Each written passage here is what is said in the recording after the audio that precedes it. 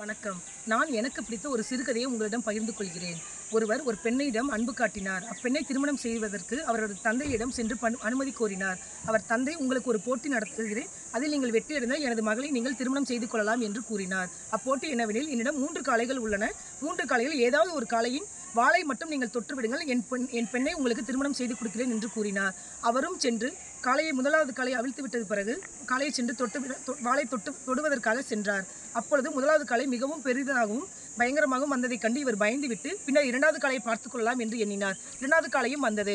அதை தொடுவதற்கு சென்றார். மிகவும் பயந்து விட்டார். சரி, 3வது காளை வருமே, 3வது காளையை சென்று தொட்டுவிடலாம் என்று எண்ணி 3வது காளையை பார்த்தார். 3வது காளை மிகவும் சாதுவாகவும் மிகவும் அமைதியாகவும் வந்தது. அக்காளையிடம் சென்று பார்த்தப்போ அந்த காளைக்கு வாளே இல்லை. அதைக் கண்டு ஆச்சரியப்பட்டு மனமுடைந்தார்.